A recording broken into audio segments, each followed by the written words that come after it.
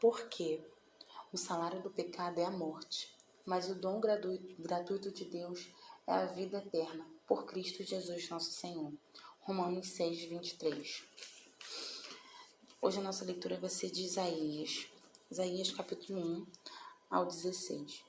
Eu vou ler aqui Isaías completo e depois eu vou explicar. Vamos lá, Isaías 1, descrição dos pecados e do sofrimento do povo. A visão de Isaías, filho de Amós, que ele teve a respeito de Judá e Jerusalém nos dias de Uzias, Jotão, Acás e Ezequias, reis de Judá.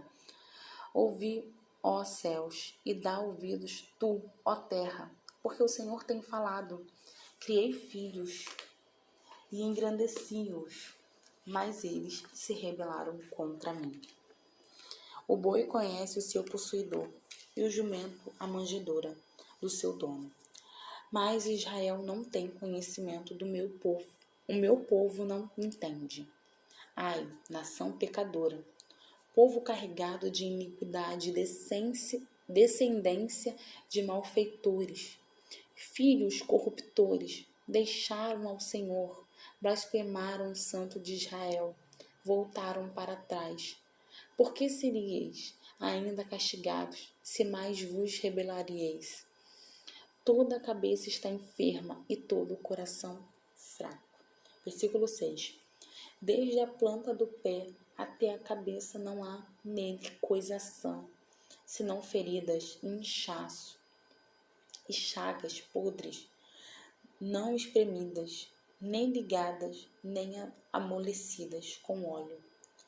A vossa terra está assolada, as vossas cidades estão abrasadas pelo fogo. A vossa terra, os estranhos a devoraram em vossa presença, e está como devastada numa subversão de estranhos. E a filha de Sião é deixada como cabana na vinha, como a choupana no pepinal, como uma cidade sitiada. Se o Senhor dos Exércitos não nos tivesse deixado algum remanescente, já como Sodoma seríamos, e semelhantes a Gomorra. Ouvi a palavra do Senhor, vós, poderosos de Sodoma, dai ouvidos à lei do nosso Deus, ó povo de Gomorra. Versículo 11. De que me serve a minha multidão de vossos sacrifícios, diz o Senhor. Já estou farto dos holocaustos de carneiros e da gordura de animais cevados, nem me agrado de sangue de bezerros, nem de cordeiros, nem de bodes. Quando vindes para comparecer perante mim, quem requereu isto de vossas mãos, que viesseis a pisar nos meus atos? Não continueis a trazer ofertas vãs. O incenso é para mim abominação, e as luas novas e os sábados e a convocação das assembleias. Não posso suportar iniquidade, nem mesmo a reunião solene.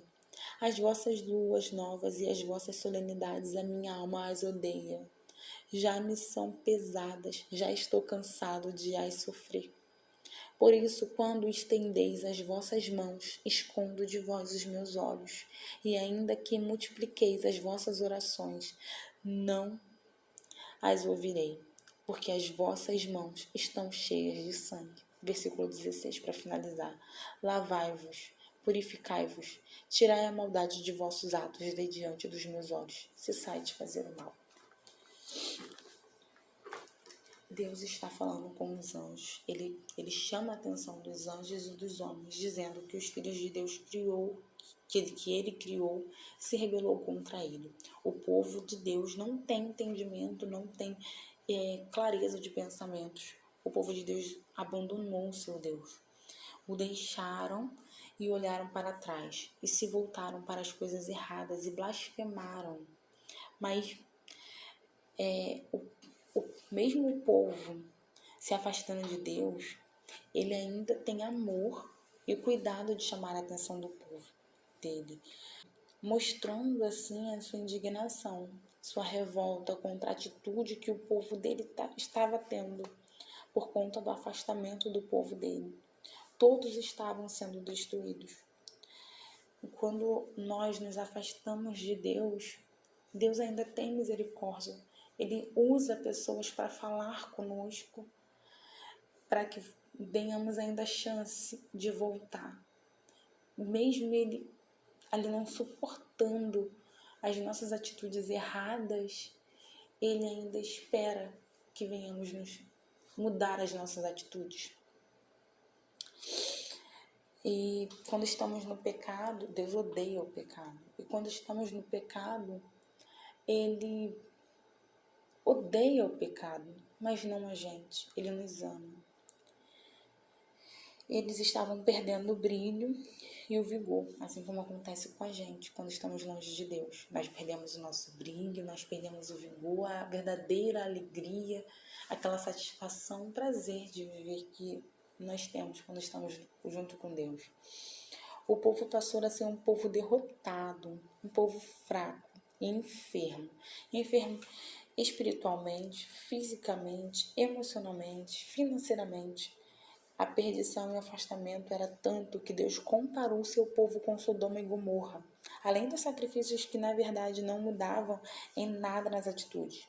Do que adiantava matar um animal e depois voltar a praticar o pecado? Isso para Deus é como uma abominação, um sacrifício e uma oferta tola. Deus não tolera o pecado e a hipocrisia.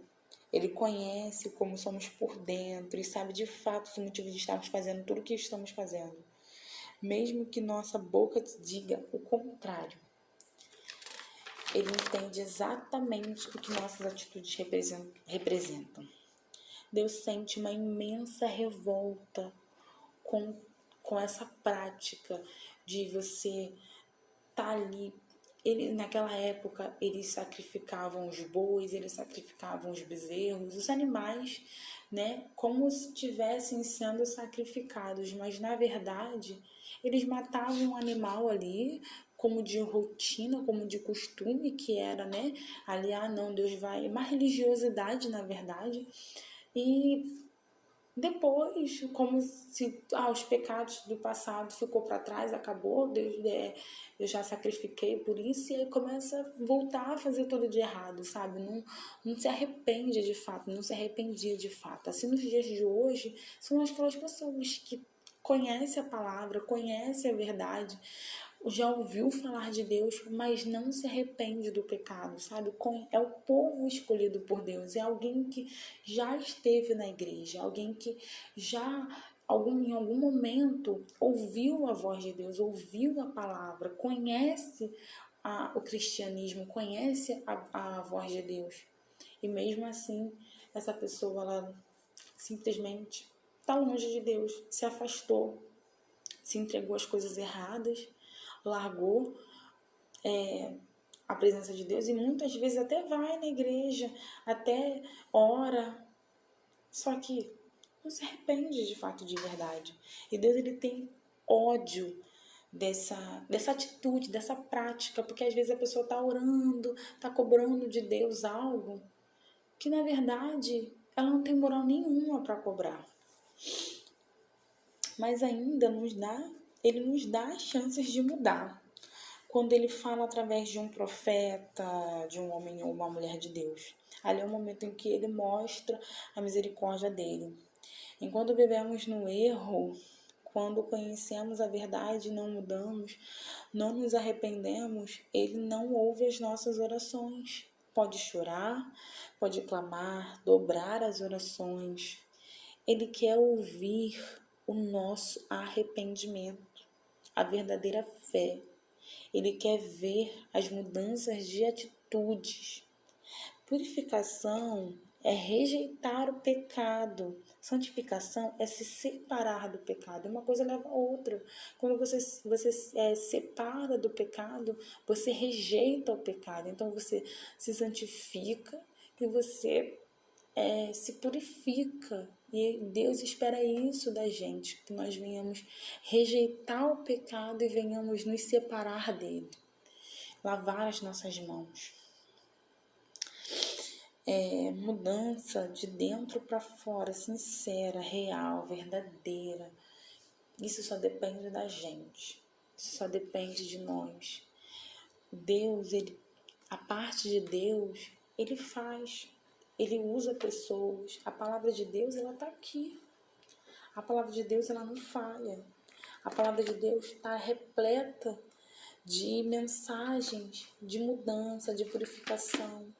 O que a gente quer? O que você precisa? O que você está precisando para hoje? Qual é a palavra? É ânimo? É fé? É ousadia? O que você está precisando? A palavra de Deus, ela tem tudo. Tudo que a gente precisa, a palavra de Deus tem. Olha o que está escrito em Jeremias 4,14. Lava o teu coração da malícia, ó Jerusalém, para que sejas salva. Até quando permanecerão no meio de ti os pensamentos da tua iniquidade?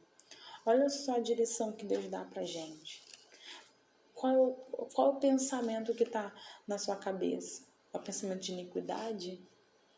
Então lava, se purifica. Entendeu? Lá em Pedro, 1 Pedro, capítulo 1, 1 Pedro, capítulo 1, versículo 15. Mas, como é santo aquele que vos chamou, sede vós também santos em toda a vossa maneira de viver. Quem você está sendo para Deus? Você conhece a verdade. Você sabe da palavra de Deus e quem Deus é. Ele é maravilhoso. Aqui nessa mensagem está bem claro que Deus está dando oportunidade para a gente. Ele quer dar uma vida melhor, Ele quer te tirar da destruição, nos tirar da destruição. Quando nós nos afastamos de Deus, nós ficamos destruídos por dentro. E é uma destruição que começa dentro da gente e automaticamente afeta todas as áreas da nossa vida. Mas quando a gente se arrepende, quando a gente muda as nossas atitudes e passa a ser santo, como aqui fala, como é santo aquele que vos chama, sede vós santos também. Então, quando a gente passa a ser santo, igual a Deus ou seja, nós saímos do pecado, vencemos a nós mesmos, quando nos purificamos, quando nos santificamos, quando nos separamos de tudo aquilo que é errado, a malícia, a maldade, a iniquidade. Vamos dar nome aos bois. Sentimentalismo, mágoa, rebeldia, depressão. Depressão é algo que é espiritual, não é uma atitude, mas mentiras, não saber esperar em Deus, prostituição, tudo que é obra da carne, e que a gente dá lugar pro diabo, a gente se afasta de Deus. Entendeu? Então é isso. Tenha um excelente dia.